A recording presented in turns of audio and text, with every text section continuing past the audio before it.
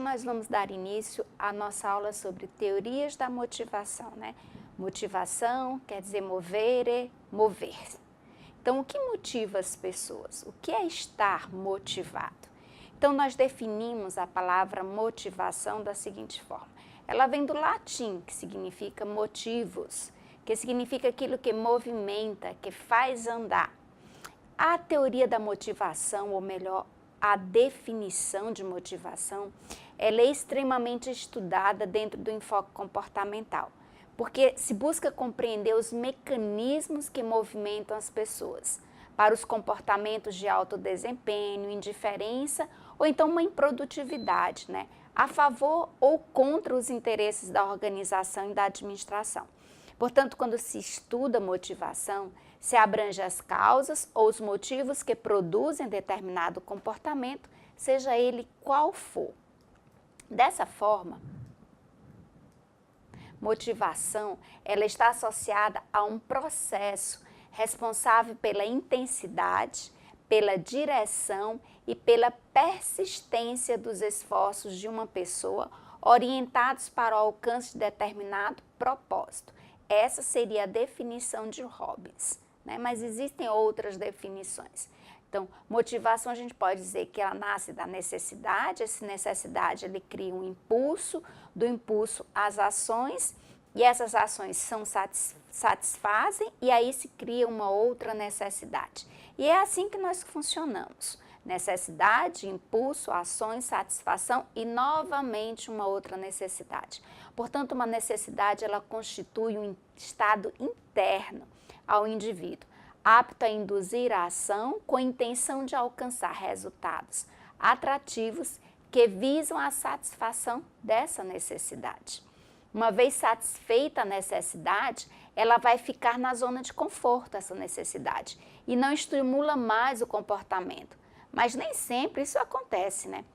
Nem sempre o resultado é a satisfação da necessidade. Em algumas situações, o que pode acontecer é uma frustração por um resultado que não foi alcançado, e em outras, a compensação, a satisfação de outra necessidade que vai fazer diminuir a tensão da necessidade não satisfeita. Por exemplo, o que você queria era um aumento de salário, mas, no entanto, o que você recebeu foi um plano de saúde que a organização lhe deu. Então, quer dizer, teve uma compensação, a satisfação que seria alcançada com aumento de salário, ela não foi feita, mas existiu a satisfação de uma outra necessidade que fez com que ocorresse uma compensação, né? Então, quando acontece a frustração, que é o primeiro caso, quando você não consegue satisfazer, o indivíduo ele pode apresentar um comportamento que pode ser muitas vezes agressivo, uma apatia, uma tristeza, uma falta de vontade de fazer as coisas e até mesmo com características fisiológicas como insônia, problemas cardíacos, cefaleias, dores de cabeça, entre outras. Isso quando acontece uma frustração. Então, como motivar as pessoas? Esse é um grande questão dentro da administração, dentro das organizações. Citando Robbins, né, você pode dizer que para um líder que motive seus colaboradores, ele tem que estar atento a alguns fatores. Por exemplo, os colaboradores são diferentes, cada um é único, é diferente um do outro. E essas diferenças precisam ser levadas em consideração. Outro ponto, os objetivos devem ser estabelecidos de forma clara e devem ser desafiadores. O feedback ele é fundamental dentro de qualquer organização. Saber se está caminhando rumo aos objetivos esperados ou se está se distanciando desses objetivos. Outro ponto, dar abertura aos colaboradores para que participem de tomadas de decisão que os afetem. Isso pode motivar muitos colaboradores. Outro ponto, as recompensas devem ser proporcionais aos desempenhos. A justiça e a equidade ela devem estar sempre presentes nos sistemas de recompensa, sempre levando isso em mente. Muitos administradores, psicólogos estudaram a motivação e a partir daí começou a surgir teorias da motivação. Vamos pegar a primeira, que é a teoria de Maslow, que era um psicólogo comportamentalista. Então ele fala que as necessidades humanas elas são de natureza biológica ou instintiva e que possuem uma base genética que influenciam comportamentos muitas vezes de modo inconsciente e desse modo caracterizam os seres humanos. Maslow, ele analisa a motivação humana como uma hierarquia de 5 necessidades. O ser humano, ele tem 5 necessidades. E aí ele coloca como uma pirâmide, onde no topo dessa pirâmide existem as necessidades fisiológicas. Depois subindo do topo, da base, ou perdão, não do topo, mas da base dessa pirâmide para o topo. Então ele começa na base as necessidades fisiológicas, depois as necessidades de segurança, posteriormente necessidades sociais, após isso necessidades de autoestima e por último necessidades de autorrealização. Então, essa hierarquia das necessidades organizada por Maslow, ele coloca as necessidades fisiológicas na base, que são fome, sede, sono, repouso.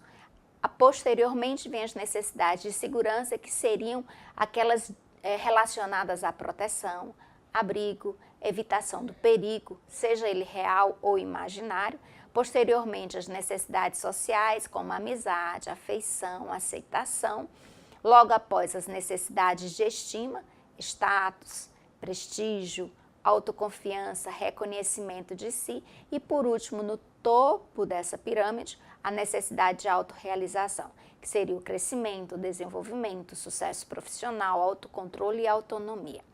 Então, alguns dos aspectos de Maslow que é interessante nós conhecermos. Que uma necessidade satisfeita, ela não motiva o comportamento, né? Ou seja, ao se satisfazer as necessidades primárias, é que surgem as demais. É assim, é a partir da base da pirâmide ao topo. Então, você vai satisfazendo as primárias e aí vão surgindo as outras necessidades. As necessidades mais elevadas, elas surgem quando as primárias, elas estão satisfeitas. Se alguma necessidade mais baixa, ela emerge, então ela se torna de forma imperativa a ser suprida. E aí as que estão mais em cima, elas vão cedendo a vez para essa que é mais de baixo. Então, segundo Maslow, as necessidades, elas motivam enquanto não estão saciadas. E as necessidades fisiológicas, como dito anteriormente, elas são as primeiras a influenciar o comportamento das pessoas. Então, essas necessidades fisiológicas, como fome, sede, sono, são elas que primeiro nos influenciam, segundo Maslow, o nosso comportamento. E uma vez alcançado o mínimo de satisfação dessa necessidade, é que surgem outras necessidades, como as necessidades de segurança, com poder motivacional mais consistente, o qual vai se transferindo para os outros níveis de necessidade, sempre que as anteriores elas estão controladas, elas estão satisfeitas. Então, primeiro as mais primárias, para posteriormente as de outras necessidades mais para cima. Então, as necessidades de segurança, voltando ao ponto das necessidades de Maslow, são as que nos amedrontam. Por exemplo, quando existem rumores na empresa de que alguém vai ser demitido, e isso é muito ameaçador para o indivíduo, não só na empresa, mas nas relações interpessoais. Uma outra necessidade de segurança que ela pode surgir é quando uma necessidade ela foi saciada, então surgem as necessidades sociais. Então, quando você tem o nível de segurança já satisfeito, aí vem as necessidades sociais, na qual nós necessitamos de afeto, de estar perto de pessoas de que gostamos. Então, quando não conseguimos saciar essa necessidade, as sociais, geralmente nós temos problemas psicológicos sérios. A necessidade de autoestima, ela se refere à autoavaliação.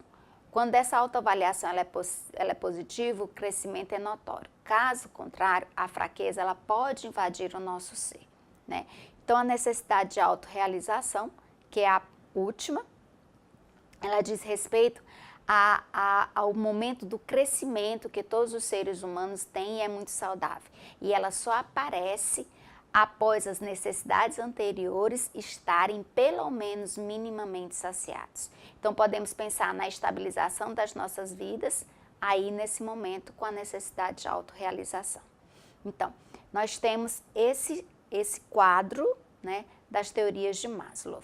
Aí nós temos uma segunda teoria que nós vamos ver hoje. Na apostila nós temos 4 teorias, mas no vídeo veremos só 2. Né? A teoria de Maslow e a teoria dos 2 fatores de Herzberg. Então a teoria é uma teoria alicerçada no ambiente externo e no trabalho do indivíduo. Para Herzberg, há 2 fatores a serem considerados na satisfação do cargo: os fatores higiênicos e os fatores motivacionais.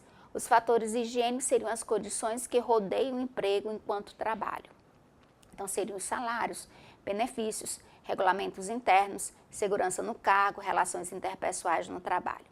O que tradicionalmente as organizações usam para motivar seus empregados. São esses fatores aí. E eles correspondem aqui à perspectiva ambiental, ou seja, fatores externos, extrínsecos ao ambiente. Né? Então, eles, se não supridos, eles vão provocar uma insatisfação. Se supridos, eles não provocam motivação, né? Essa energia interior, essa neutralidade. Eles têm esse caráter de neutralidade, melhor dizendo. Tá? E os fatores motivacionais, sim, eles se referem ao conteúdo do cargo, às tarefas e aos deveres. É o reconhecimento profissional, é o status, é a responsabilidade, é a oportunidade de crescimento, é a riqueza do trabalho. E esse fator motivacional, ele envolve sentimentos de realização. E aí sim, ele produz um efeito duradouro de satisfação e aumento de produtividade. Se supridos, elevam a satisfação. Se precários, eles vão provocar uma insatisfação do indivíduo. Então, a proposta de Herzberg é a seguinte, que para motivar seus funcionários, a organização deve sempre ampliar as responsabilidades, os objetivos e o desafio das tarefas, pois isto sim é que vai estimular o desenvolvimento do colaborador. Enquanto o ambiente pobre em tais oportunidades, ele vai conduzir a uma preocupação com os fatores higiênicos, que não são fatores motivacionais. Então, quando a gente coloca Maslow, a teoria de Maslow, com a teoria de Herzberg, a gente vê 2 coisas. Para Maslow, qualquer necessidade insatisfeita pode ser motivadora, né? Ou melhor, qualquer necessidade satisfeita, ela é motivadora. Para Herzberg, apenas as necessidades mais elevadas, elas podem ser motivadoras. Então, por aqui nós ficamos. Até a próxima aula. Lembrem-se de ler o capítulo da apostila que fala sobre a teoria as teorias da motivação, respondam as tarefas e até a próxima aula.